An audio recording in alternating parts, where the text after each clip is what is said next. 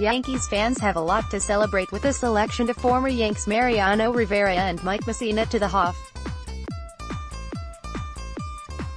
The pair were joined by greats Halladay and Edgar Martinez for inclusion in this year's outstanding class.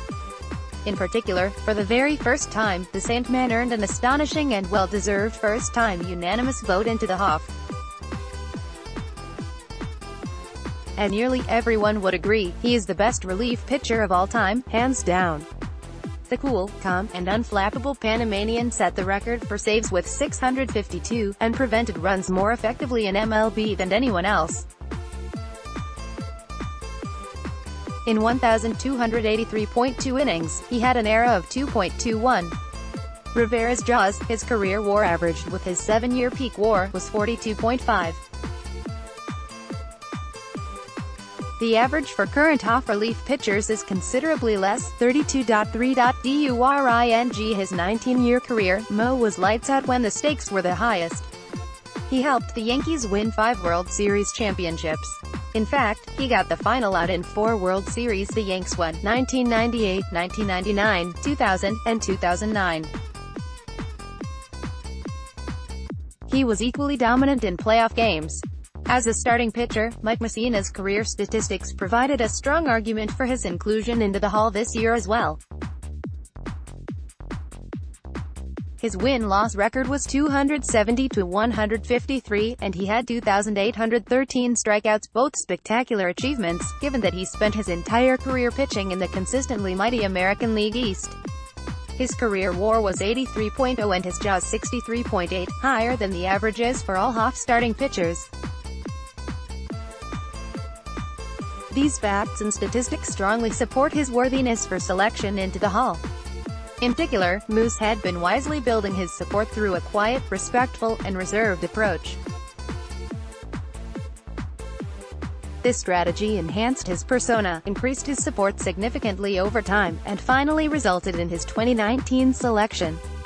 As has been well documented, Doc Halladay was a 2-time Cy Young Award winner, one of only a handful of pitchers to win the award in the American League and the National League.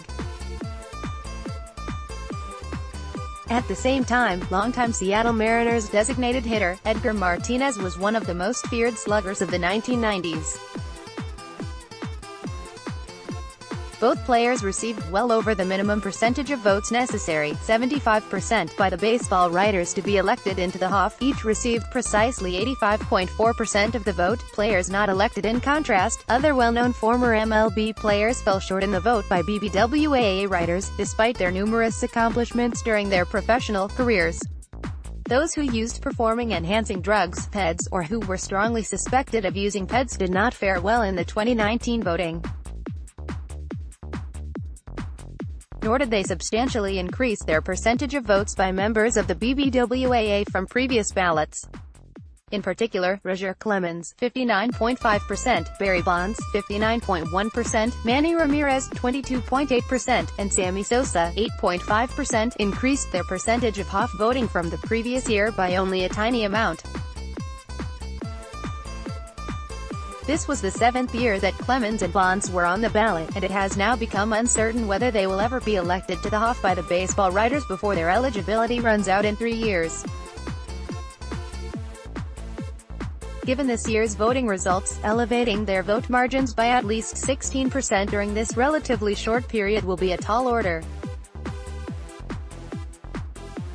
Similarly, former starting pitcher Andy Pettitte, part of the spectacular Yankees Core 4, was on the ballot for the first time and only received 9.9% of the votes.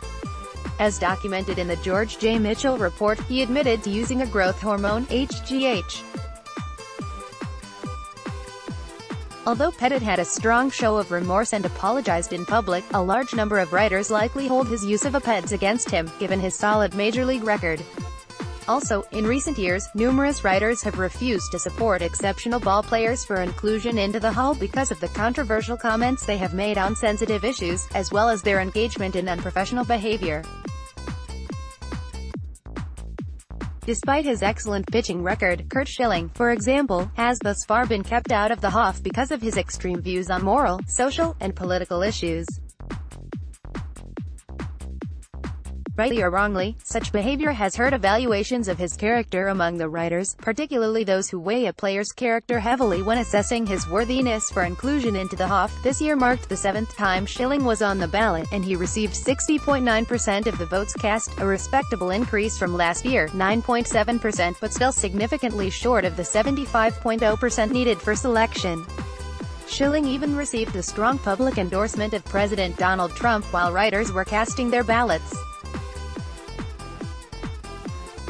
One wonders whether the president's public support helped or hurt Schilling, given the current political climate. The current nature of the times. He believed that the ongoing nature of the times substantially influenced whom the baseball writers chose to support and whom they wanted not to advocate for selection into the 2019 Hoff class.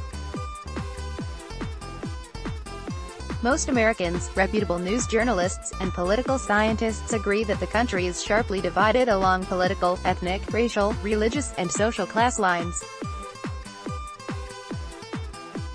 The vitriol is apparent nearly every day on the front page of major newspapers and in breaking news on the major network and cable news channels.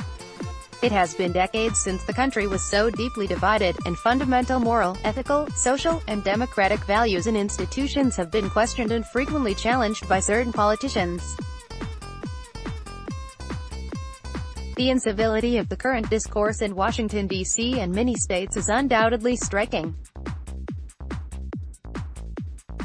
Professional sports, including baseball, do not exist in a vacuum and are influenced by what is going on in public affairs today. The controversy over kneeling during the playing of the national anthem before the start of NFL games and the refusal of certain teams, e.g., the Golden State Warriors, and prominent athletes, MVP Mookie Betts, to visit the White House to be honored as champions are cases in point. This is the profound backdrop that the Hoff voting took place to this year. The prevailing atmosphere, in my view, led many if not most baseball writers to support particular players that have demonstrated undeniable superior integrity and shun those who have demonstrated character flaws in their minds. Based on the voting results for the Hoff, it appears that the BBWAA writers have become much more appreciative of players that not only performed well during their careers but who also exhibited universally accepted character traits throughout their lives. At the same time, they seem to have also become more unforgiving and less tolerant of players, despite their admirable success on the baseball diamond, who have not lived up to a higher code of conduct. It is not an accident that Rivera received a unanimous vote in 2019, and that Mussina significantly bumped up his voter support over the years to gain entrance into the Hall. Both have impeccable values and have demonstrated great civility on and off the field, both during and after their baseball careers. Ditto for both Halladay and Martinez. Next, Cashman might sign another starting pitcher. This was apparent during the news conference, in which Rivera, Martinez, and Mussina participated following their selection to the Hoff and the respectful way Doc carried himself on and off the field before his death in a private plane crash off the coast of Florida in early November 2017.